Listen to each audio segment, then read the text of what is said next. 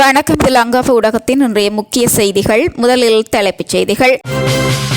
உயர்தர பரீட்சை பெறுபேறுகள் வெளியாகின.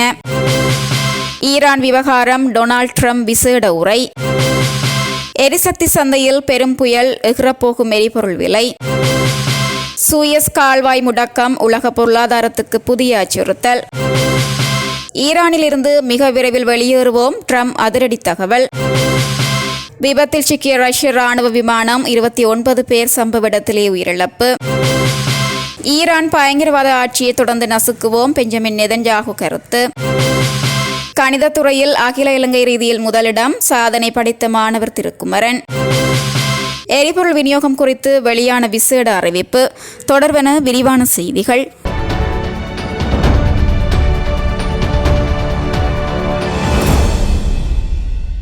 கல்வி பொதுத்தராதர உயர்தர பரீட்சை பெறுபேறுகள் வெளியாகியுள்ளது.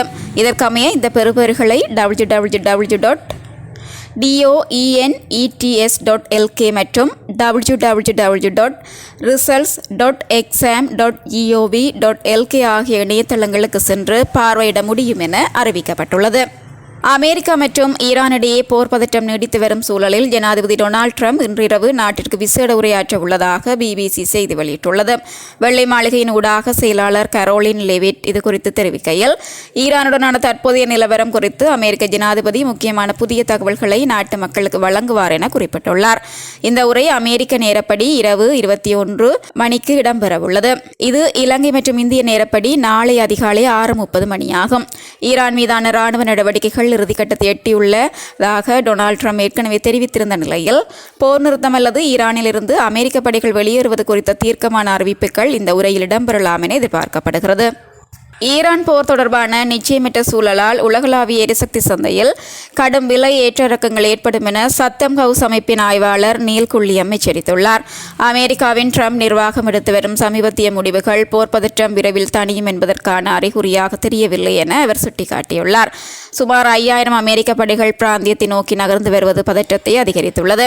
ஈரானின் கார்க் தீவு மீதான அச்சுறுத்தல்கள் மற்றும் அதற்கு பதிலடியாக ஈரானின் எச்சரிக்கைகள் நிலைமையை மோசமாக்கியுள்ளன. பிராந்தியத்தில் உள்ள கடல் நீர் சுத்திகரிப்பு நிலையங்கள் மற்றும் எரிசக்தி உட்கட்டமைப்புகளை இலக்கு வைக்கப் போவதாக ஈரான் எச்சரித்துள்ளது.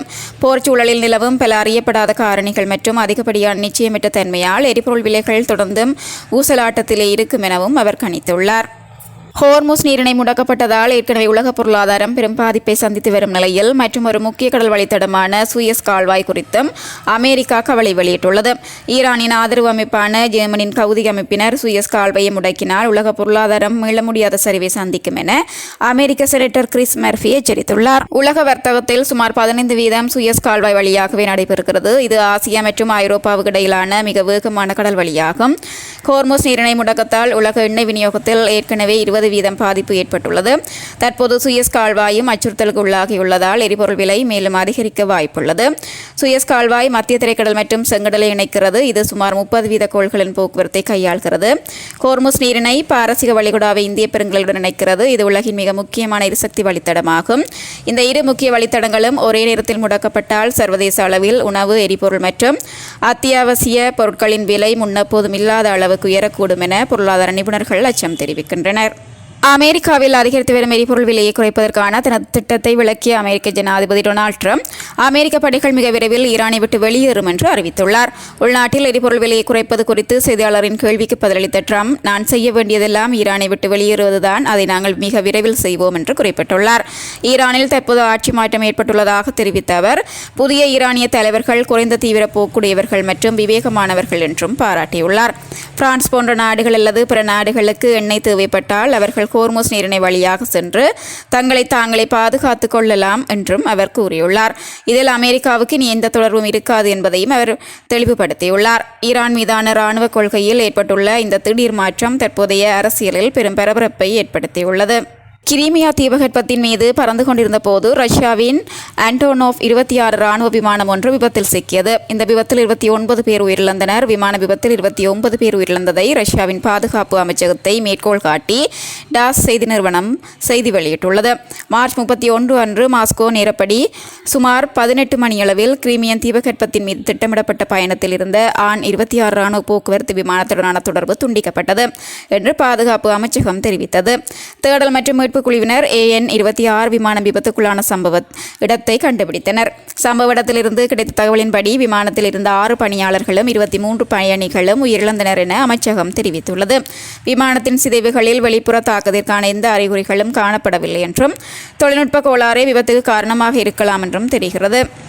ஈரானுக்கு எதிரான தனது ராணுவ நடவடிக்கையை இஸ்ரேல் முன்னெடுத்துச் செல்லும் என்றும் ஈரானின் பயங்கரவாத ஆட்சியை தொடர்ந்து நசுக்கும் என்றும் பிரதமர் பெஞ்சமின் நெதன்யாகு தெரிவித்துள்ளார்.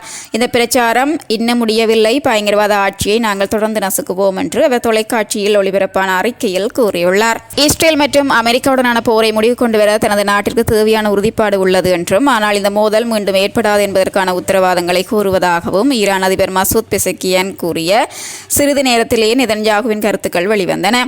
யூதர்களின் பாஸ்கா பண்டிகைக்கு முந்தைய நாள் வெளியிட்ட தனது அறிக்கையில் நெதன்யாகு நாங்கள் செயற்பட வேண்டியிருந்தது, நாங்கள் செயற்பட்டோம், நாங்கள் எங்கள் இலட்சியத்தில் உறுதியாக இருந்து மத்திய கிழக்கின் முகத்தையே மாற்றியுள்ளோம் என்று கூறியுள்ளார்.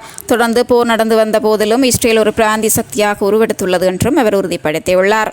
வெளியாகியுள்ள உயர்தர பரீட்சை பெறுபவர்களுக்கு அமைய பௌதிக விஞ்ஞான பாடத்தில் தமிழ் மொழி மூலம் கிளிநொச்சி மகா வித்தியாலய மாணவன் தெய்வேந்திரன் திருக்குமரன் அகில இலங்கை ரீதியில் முதலிடத்தை பிடித்துள்ளார். இந்த விடயத்தை பாடசாலையின் அதிபர் இளவேந்தி நில்மராஜ் தெரிவித்துள்ளார். அத்துடன் உயர்தர வணிக பிரிவில் மட்டக்களப்பு காத்தான்குடி மகா வித்தியாலய மாணவன் முகமட் சுபைதீன் முகமட் பர்தான் அகில இலங்கை ரீதியில் தமிழ் மொழி மூலம் முதலாம் இடத்தை பெற்றுக் கொண்டுள்ளதாக பாடசாலையின் அதிபர் தெரிவித்துள்ளார். கல்வி பொதுத்தராத உயர்தர பரீட்சை பெறுபவர்கள் வெளியாகியுள்ள நிலையில் இணையதளத்தின் ஊடாக பரீட்சை பெறுபவர்களை பார்க்க முடியும் எனவும் குறிப்பிடப்பட்டுள்ளது. இதனிடையே பரீட்சை மோசடிகள் அல்லது ஏனைய காரணங்களுக்காக 111 பரீட்சார்த்திகளின் பெறுபவர்கள் தற்காலிகமாக நிறுத்தி வைக்கப்பட்டுள்ளன. பெறுபவர்கள் தொடர்பாக திருப்தி அடையாத மாணவர்கள் தமது விடைத்தாள்களை மறுசீராய்வு செய்வதற்கு விண்ணப்பிக்க முடியும். இதற்கான விண்ணப்பங்கள் எதிர்வரும் 6ஆம் திகதி முதல் 22ஆம் திகதி வரை பரீட்சைகள் திணைக்களத்தின் உத்தியோகபூர்வ இணையதளத்தின் ஊடாக மாத்திரம் ஏற்றுக்கொள்ளப்படும் என பரீட்சை திணைக்களம் சுட்டிக்காட்டியுள்ளது. இன்று வாகன இலக்கத்தகட்டின் கடைசி இலக்கம் ஒற்றை மற்றும் இரட்டை எண்களை கொண்ட அனைத்து வாகனங்களும் தங்களது QR ஒதுக்கீட்டின் கீழ் எரிபொருளை பெற்றுக்கொள்ள முடியும் என இலங்கை பெட்ரோலிய கூட்டுத்தாபனம் அறிவித்துள்ளது. வழமையான நடைமுறைகளின்படி மார்ச் 31 மற்றும் ஏப்ரல் 1ஆம் திகதி ஆகிய இரு தினங்களும் அடுத்தடுத்து ஒற்றை எண்களாக அமைகின்றன. இதனால் இரட்டை எண்களை கொண்ட வாகன உரிமையாளர்களுக்கு எரிபொருள் பெறுவதில் சிக்கல் ஏற்படும் என்பதை கருத்தில் கொண்டு இந்த தீர்மானம் எடுக்கப்பட்டுள்ளது. இதன்படி இன்றைய தினம் மாத்திரம் ஒற்றை மற்றும் இரட்டை எண் என இருவகை இலக்கத்தகடுகளையும் கொண்ட வாகனங்களும் எரிபொருளை பெற அனுமதிக்கப்படும். இதற்கமைய வாகன உரிமையாளர்கள் தங்களுக்கு வழங்கப்பட்டுள்ள வாராந்த QR ஒதுக்கீட்டின் அளவிலேயே எரிபொருளை பெற்றுக்கொள்ள வேண்டும். இந்த சலுகை இன்று மட்டுமே செல்லுபடியாகும். அதற்கு அடுத்த நாட்களில் இருந்து வழமையான ஒற்றை இரட்டை முறை மீண்டும் நடைமுறைக்கு வரும். எரிபொருள் நிலையங்களில் தேவையற்ற நெரிசலை தவிர்க்குமாறும் விநியோக நடவடிக்கைகளுக்கு ஒத்துழைப்பு வழங்குமாறும் பொதுமக்களை கேட்டுக் கொள்ளப்படுகிறார்கள். சுவிட்சர்லாந்துல வீடு வாங்க போறீங்க, இல்ல ஆல்ரெடி உங்களுக்கு அங்க வீடு இருக்குன்னா இந்த வீடியோ உங்களுக்காக தான். ஸோ ஸ்கிப் பண்ணாம ஃபுல்லா பாருங்க. ஒரு மனிதனுக்கு வீடு அப்படிங்கிறது ரொம்பவே அத்தியாவசிய தேவை. அத்தியாவசிய தேவைகள்ல முக்கியமான பங்கு வகிக்கிறதே இந்த வீடு தான்.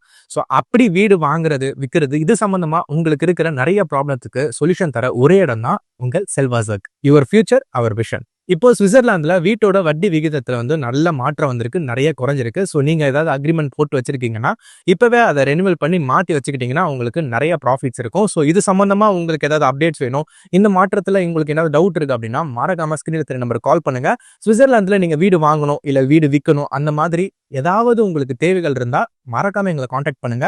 உங்களோட எல்லா தேவைகளையும் உங்க ஃபேமிலியில ஒரு மெம்பரா இருந்து நாங்க பார்த்து பண்ணி கொடுப்போம். இது உங்கள் செல்வாசோக். இச்செய்திகளுக்கு பிரதான அனுசரணை செல்வாசோக் இமோபிலியன், சுவிஸ் நாட்டில் முன்னணி நிறுவனம்.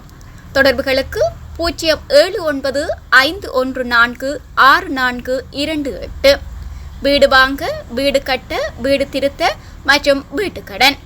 Your future our vision. இது போன்ற மேலும் பல முக்கிய சுவாரஸ்யமான செய்திகளை அறிந்து கொள்ள லங்காஃபோ யூடியூப் சேனலை சப்ஸ்கிரைப் பண்ணுங்கள். எமது செய்திகள் உடனடியாக கிடைக்க பெல் பட்டனை அழுத்துங்கள். அத்தோடு எமது செய்திகளை மற்றவர்களும் பார்வையிட ஷேர் செய்யுங்கள். நன்றி.